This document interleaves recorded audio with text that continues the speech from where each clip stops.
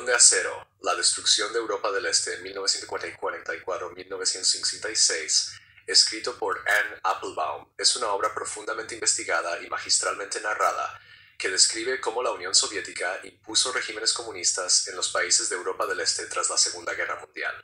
A través de estudios de caso detallados, especialmente en Alemania Oriental, Hungría y Polonia, Applebaum analiza los mecanismos de sovietización, revelando cómo el dominio estalinista transformó estas sociedades mediante la represión de la sociedad civil, la eliminación de la oposición y la imposición del pensamiento único. El libro no es solo una historia política, sino también un análisis cultural y psicológico sobre cómo los regímenes totalitarios aplastan el espíritu humano y fabrican la obediencia.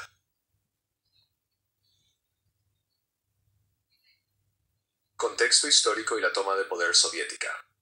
Applebaum comienza explicando el vacío de poder que dejó la derrota de la Alemania nazi en 1945. Mientras Europa Occidental avanzaba hacia la reconstrucción, la democracia y la integración, Europa del Este cayó bajo la influencia soviética, según lo acordado en términos generales en las conferencias de Yalta y Potsdam. Sin embargo, las promesas soviéticas de celebrar elecciones libres nunca se cumplieron. En su lugar, Stalin se aseguró de utilizar la presencia del Ejército Rojo para establecer regímenes títeres leales a Moscú. Applebaum deja claro que este proceso no fue inevitable. Muchos europeos del Este esperaban un futuro diferente tras la guerra. Existían partidos políticos diversos, instituciones religiosas fuertes, especialmente en Polonia, y una rica cultura intelectual que no tenía afinidad natural con el marxismo-leninismo. La implantación del comunismo fue un esfuerzo deliberado y muchas veces brutal. No fue una revolución desde abajo, sino una imposición desde arriba. Mecanismos del control soviético. El relato de Applebaum se enfoca en cómo se construyeron sistemas totalitarios. La obra está organizada temáticamente, abordando las instituciones clave para la reconfiguración de estas sociedades. 1. La policía secreta. La creación de versiones locales del NKVD soviético, como la Stasi en Alemania Oriental, el ABH en Hungría y el UB en Polonia, fue esencial.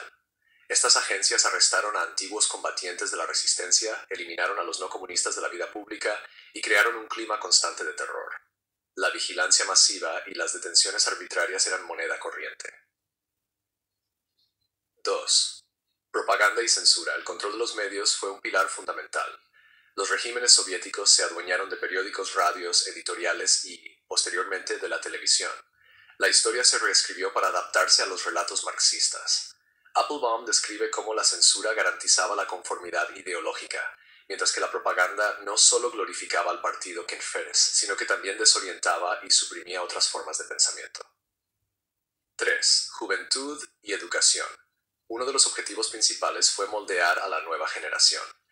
Las organizaciones juveniles, inspiradas en el Komsomol soviético, tenían como objetivo adoctrinar a los niños y adolescentes. Se purgó a los profesores burgueses y los planes de estudio giraron en torno al marxismo-leninismo. 4. Organizaciones de masas. Los regímenes soviéticos destruyeron la sociedad civil independiente. Sindicatos, asociaciones religiosas, grupos de mujeres y clubes deportivos fueron disueltos o absorbidos por el Estado. Solo se permitieron organizaciones controladas por el partido.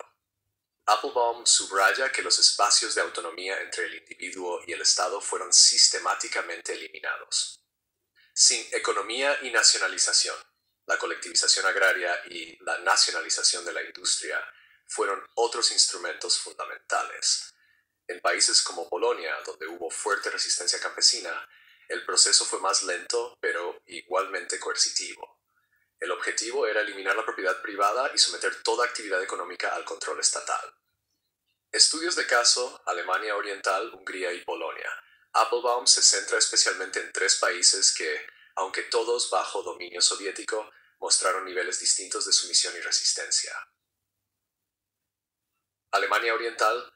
La zona ocupada por los soviéticos se convirtió en la República Democrática Alemana en 1949.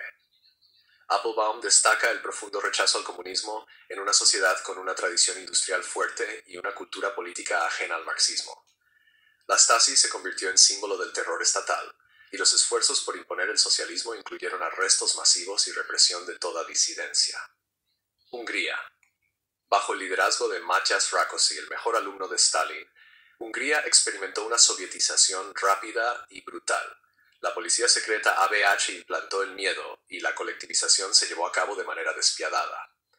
No obstante, Hungría fue también uno de los primeros países en rebelarse. La revolución de 1956, que fue aplastada por los tanques soviéticos, demostró la fragilidad del comunismo impuesto.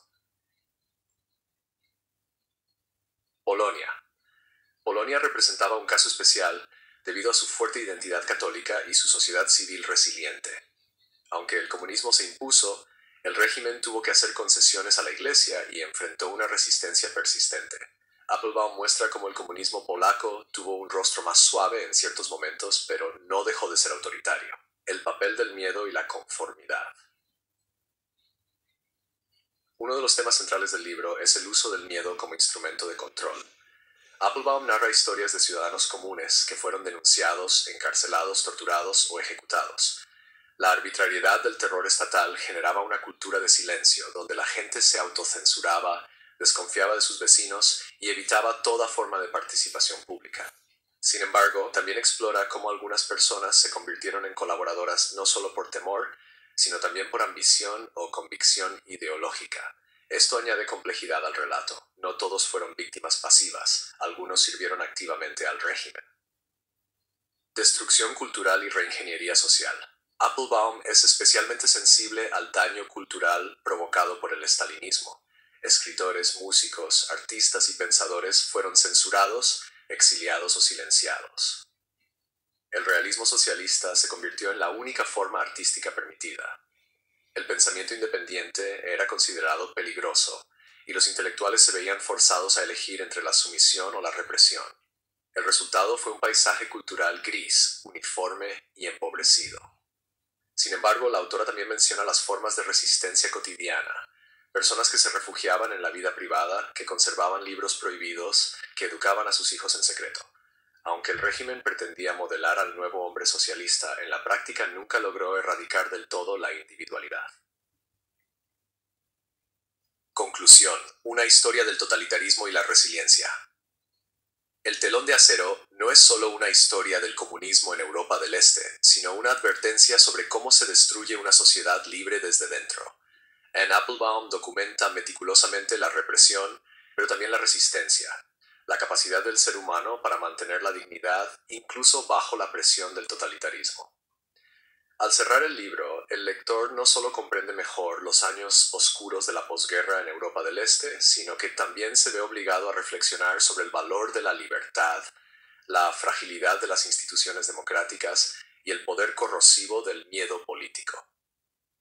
La obra de Applebaum es una contribución esencial a la historia del siglo XX y una lectura imprescindible para quienes buscan entender los mecanismos del autoritarismo y las formas de enfrentarlo.